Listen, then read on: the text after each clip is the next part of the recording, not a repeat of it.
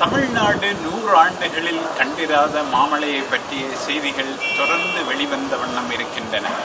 அதில் முக்கியமாக இந்த மாமலை காலத்தில் மக்களுக்கு பணியாற்றிய தொண்டாற்றியவர்களை பற்றிய புதிய புதிய செய்திகள் வந்த வண்ணம் இருக்கின்றன. அந்த வகையில் சென்னையில் மக்களுக்கு தொண்டாற்றியவர்களில் மிக முக்கியமானவர்கள் மீனவர்கள்.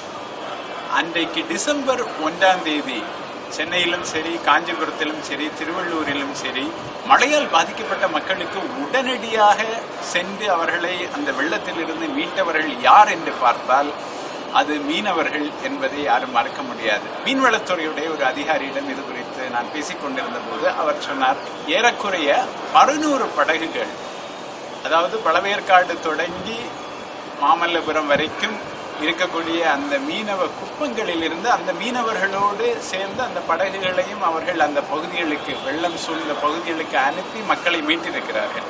அவருடைய பங்களிப்பு பற்றி ஊடகங்களில், குறிப்பாக இப்போது .comமில் கூட சரியான பதிவுகளை நாங்கள் முன்னால் செய்ய முடியாமல் இருந்தது. அதற்காக தான் இந்த பதிவு. அவர்களுடைய பங்களிப்பு என்பது மிக முக்கியமானது. தமிழகம் பேரிடர் மேலாண்மையில் அவர்களுடைய பங்களிப்பை நாம் இப்போது கணக்கில் எடுத்துக்கொண்டு எதிர்காலங்களில் தமிழ்நாடு செய்யக்கூடிய பேரிடர் மேலாண்மை திட்டங்களில் அவர்களையும் ஒரு ஒருங்கிணைந்த பகுதியாக அவர்களை சேர்த்து கொள்ள வேண்டும் என்பதுதான் இப்போது இந்த மாமலையில் நமக்கு கிடைத்திருக்கிற பாடம்.